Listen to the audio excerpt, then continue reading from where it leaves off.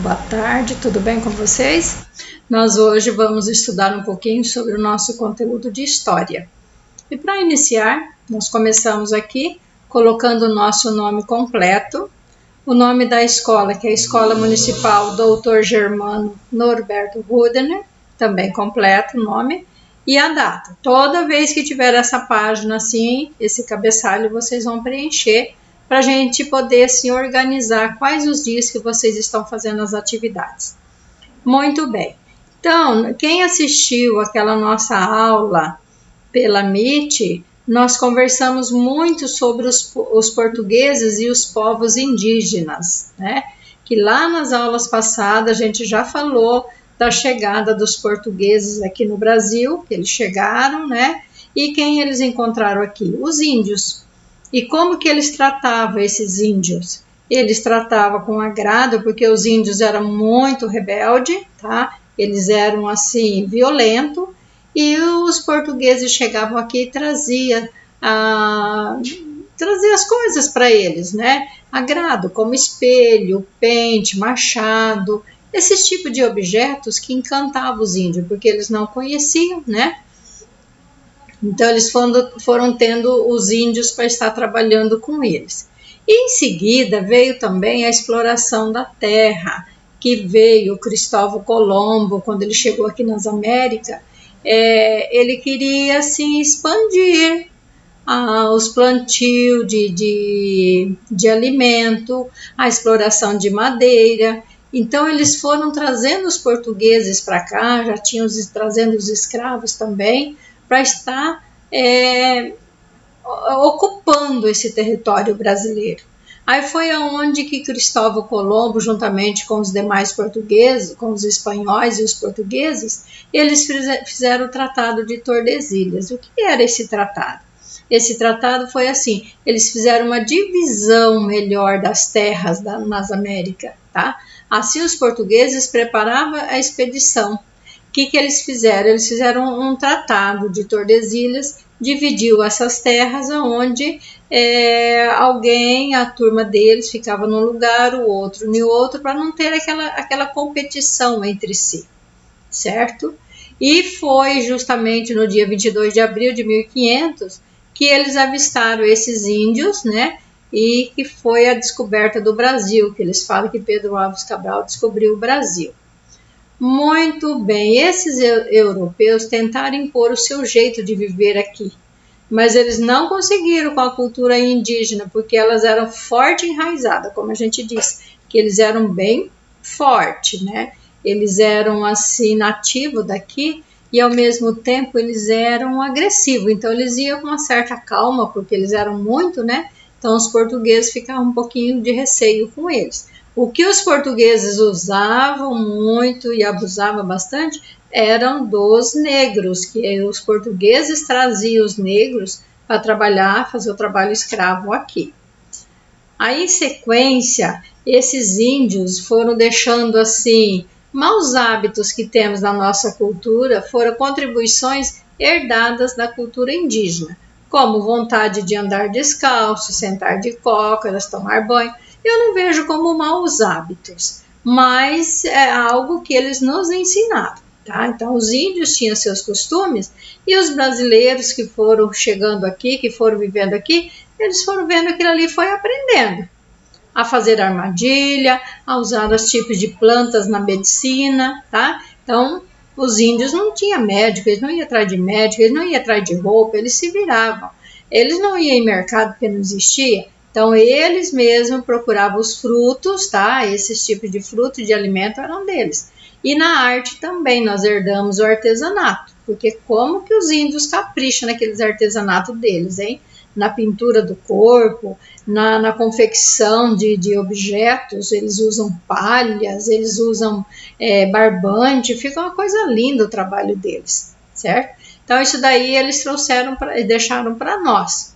No folclore também, que é folclore, são as lendas que nós contamos, que existe até hoje, através dos índios que a gente aprendeu.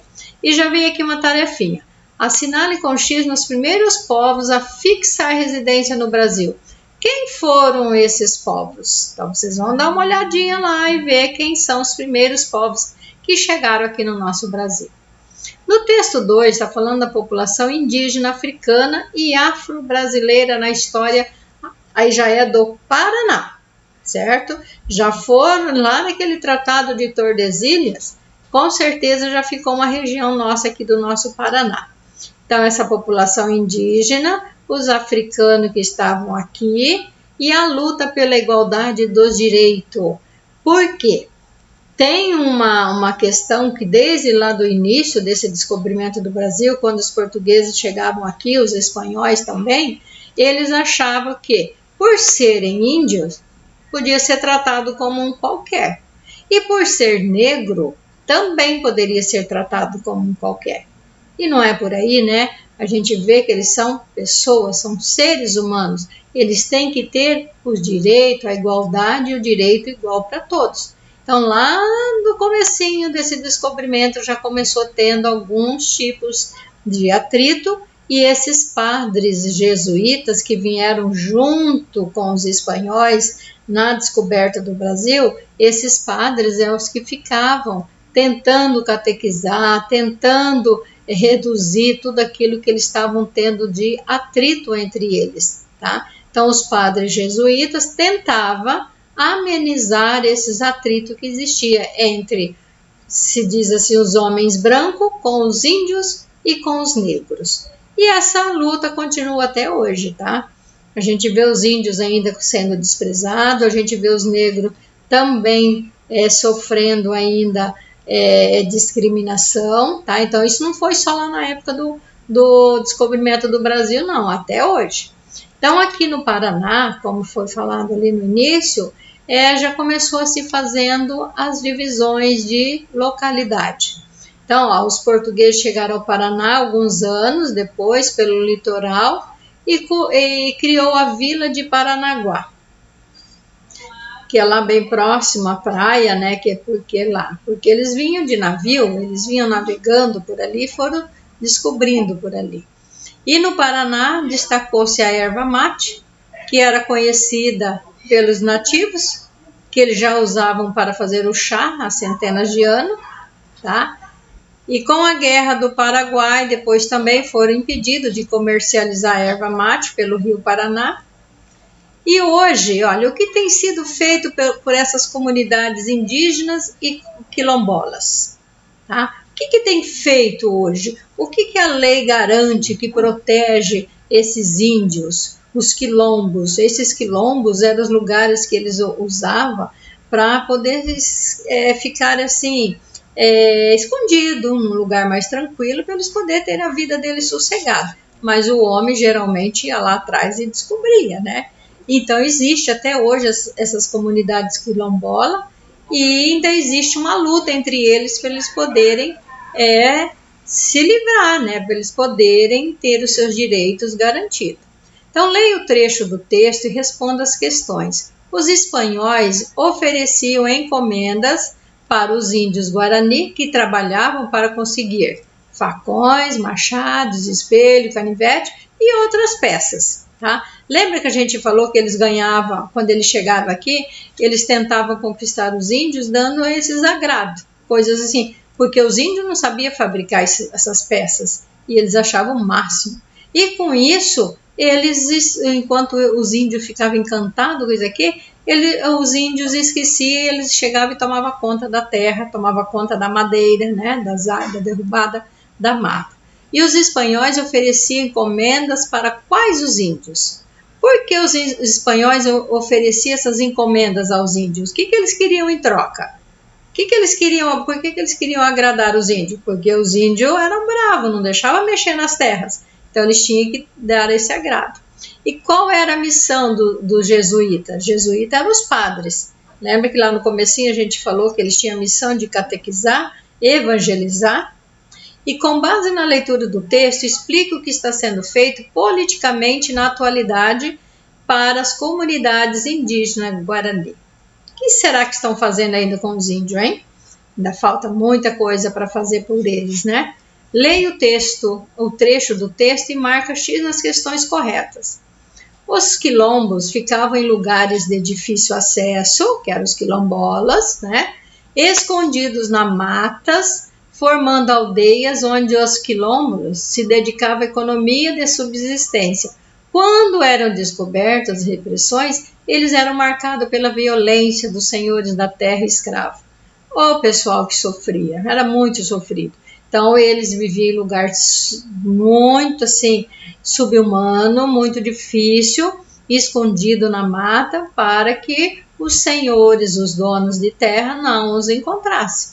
E quando esses senhores encontravam, eles marcavam, ferravam esses escravos e se tornavam donos dele. Então, os quilombolas escolhiam lugares de difícil acesso para morar. Por quê? Então, era para encontrar bom trabalho? Porque queriam ser encontrados pelos feitores? Porque era mais fácil criar animais? Né? Por que vocês acham que os quilombos escondiam em lugares de difícil acesso? Os povos indígenas do Paraná. Olha o nome dos índios, né? Os índios Guarani, Caiagangue, Xetá, no presente e no passado. Então, aqui no Paraná tinham esses três, mas tinha mais índio, mas se destacaram os Caiagangue, o Guarani e o Xetá. E eles também disputavam domínio de território entre os próprios índios. Ainda mais com a chegada dos europeus, que tomavam as terras deles, escravizavam e matavam. Então, os índios foram de um lugar para o outro, por isso que eles foram indo para o Paraná, foram indo para o Mato Grosso, né? E aqui, nessa região nossa, foram os Guarani, porque os índios estavam por aqui, né? Os Guarani, e em sequência, os Xetás, que eles viviam em pequenos grupos, eram nômades, quer dizer, eles viviam de um lugar para o outro, por isso que é nômades, tá? E eles acharam aqui, ó, os acampamentos consistiam de 3 a 4 abrigos. Então, os Xetás, eles fugindo dos espanhóis para lá e para cá, foram chegando aqui em Moarama, nessa região aqui, que era tudo mata. Aí, com a colonização da região noroeste, quando foi descobrindo aqui a nossa cidade, que vieram daí já os ingleses, aqui, o pessoal de São Paulo, o pessoal os mineiros vieram para cá, começaram a plantar o café, os índios foram se sentindo acuados, eles foram morrendo por doenças, tá? Aí eles foram se afastando e foram se dizimados, quer dizer, foram acabando a raça dos índios dos Xetás, que era bem aqui na nossa região. Então aqui tem umas fotos dos índios Xetás, tem da família de indígenas e da família Guarani. Olha como que é a situação de vida deles. E eles são felizes, eles vivem a vida deles muito tranquila. Observe os povos indígenas escrito no retângulo e, de acordo com o texto, reescreva nas linhas ao lado os nomes dos povos indígenas do estado do Paraná.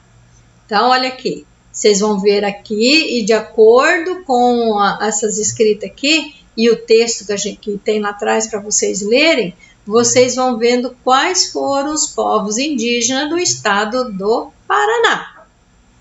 Xetá, Guarani e tem mais, tá? Então, você vai escrever o nome deles aqui. Muito bem. Na próxima, a gente vai ver as rotas de transporte terrestre, fluviais, marítimas do Paraná. Então, o quarto ano, a gente está vendo aqui, a gente começou a ver lá no início da colonização do Brasil. E agora a gente já está vendo a colonização do nosso estado do Paraná. E a gente vai vendo também que não ficou só entre Brasil e Paraná. Dentro do Brasil foram fazendo-se as regiões, por isso que foram criando os estados. Lembra lá que eu acabei de dizer que os espanhóis, o Cristóvão Colombo criou o Tratado de Tordesilhas? Muito bem, esse Tratado de Tordesilhas era uma divisão de terras, divisão de regiões, de pedaço. Esse grupo fica para cá, esse grupo fica para lá e esse vai para lá. Com isso foram surgindo os estados, né? Então a gente entrou agora falando do Paraná.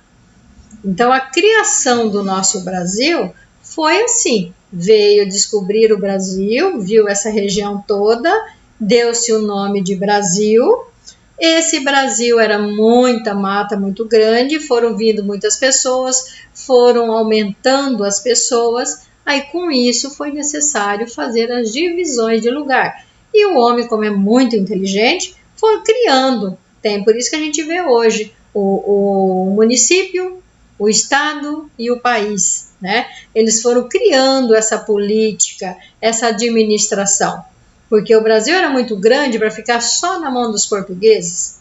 Aí, com a descoberta do Brasil, os portugueses vieram, não estava dando certo o lugar deles morar aqui, eles tiveram que voltar, né? E daí o Brasil já tinha população formando, aí foi onde que eles foram criando o seu sistema de governo. Infelizmente, os governos têm hora que não funciona bem. A gente sabe aí o que acontece dentro da nossa política. Mas, do outro lado, a política é muito necessária, porque o nosso espaço é muito grande, é muita coisa para ser administrado. E tem que ter um grupo organizado de políticos para estar organizando o nosso Brasil. Ok? Então a gente encerra aqui a nossa conversa de hoje. Vão resolvendo essas atividades, não deixa ficando aí acumulando, porque o nosso conteúdo é muito extenso. Qualquer dúvida, depois no dia quando a gente tiver as nossas aulas da Meet, aí a gente tira as dúvidas. Então deixo um beijão para vocês e até o nosso próximo encontro, tá? Tchau!